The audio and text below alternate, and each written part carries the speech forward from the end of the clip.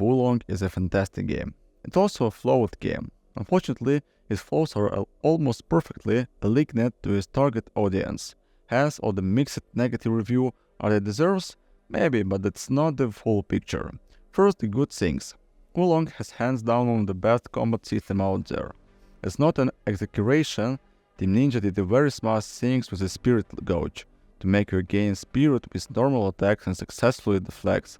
The game removes the usually downtime where you have to wait for stamina key Spirit to come back.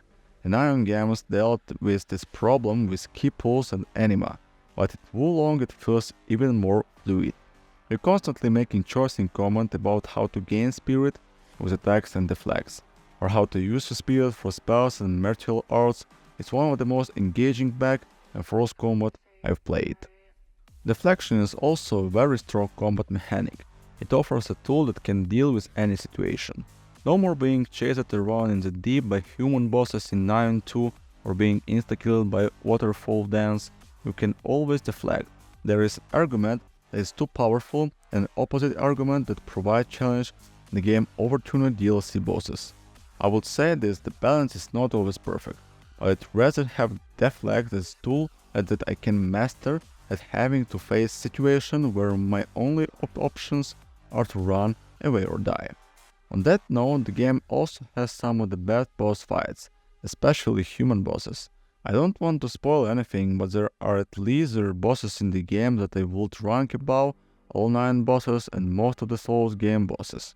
At its best, Wolong is probably only gonna lose the Dark Souls 3 in this regard. Another thing I found surprisingly good is how the game treated its source materials, the Three Kingdoms period. There was a novel Romance of the Three Kingdoms, nor the famous. The game mixed both real history events and the novelist version changed some case character and added in fantastically elements. Somehow it's creating the new version of the time period and is fresh, but still somewhat true.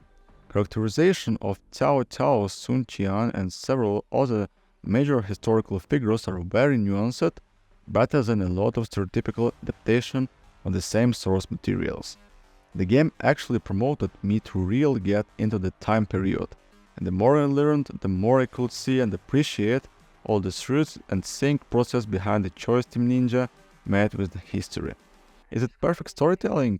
Is it easily accessible to player with no knowledge of that particular historical period? No, but the story and setting do have a strong inner logic.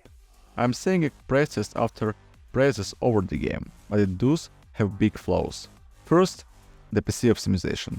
Was in its somewhat poor, it got better after patches but never silky smooth, and on top of the keyboard and mouse control were broken at release.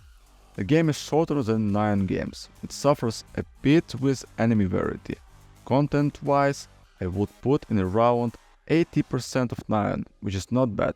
Nioh games are 10 and 10 masterpiece, but people felt shortchanged.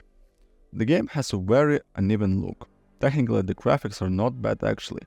I have no idea why people say it looks like PS3 games. If you look close, the texture and model they are high quality, and all sets are done with care and proper knowledges. What the game actually lacks is a good overall art direction. Each map has an overpowering color filter, and most maps are covered in ugly veins everywhere. Whatever is good in the graphics is buried underneath. So sadly as a whole the game looks unimpressive. I mentioned at the beginning that the flaws were almost perfectly aligned with the target audience, the Chinese market. Take the following paragraph with as many grains of salt as you wish. They are from my personal experience and from reading comments online. Wolong generate quite a buzz before release in China. Three Kingdoms is one of the most famous and exciting time period in Chinese history, and Team Ninja had a great reputation with the majority of the Chinese gameplay on PC, unlike the rest of the world. You simply could not mess up your PC port if you want good response from this market. A huge Wolong that was a comparison to Nioh 2. Nioh 2 was released on PC with all 3 DLCs. Nioh 2 was also built on top of Nioh 1, cannibalizing most of its assets. For a lot of Nioh 2 players on PC, we integrated it a whole package. but it didn't get there in a vacuum. Wolong at release certainly felt very bare-bone if you put it side by side to Nioh 2 Complete Edition. The feeling of being shortchanged can be very persistent. Wolong got many quality updates and balances since then, but it's hard to overcome this particular feeling. I would also say players tend to be more critical and are forgiving when the economy is not great. The games feel more expensive. Another weird thing is the story. Most people in China are actually more familiar with the novel Romance of the Three Kingdoms rather than its history. In the novel, the Shu, a legendary character or a defending protagonist, was a Wei Wu and other character a side ones. Wolong paid a lot of attention at treating all the three factions with equal attention and aligning a lot of story to real history instead of the novel. This actually created some dissonance to players only familiar with the novel. Personally, I waited for all the game content to come out before making a final judgment. In my own opinion, the game has a well-deserved 9, even just for the fantastical combat system, but I also enjoyed its story and even certain parts of its graphics. It's not perfect and not a masterpiece, but I'm glad it got created. Wolong opens the possibility for a better sequel that would focus on the humanities part of the historical period with even better system and more variety. Thank you for watching, guys. See you later. Goodbye.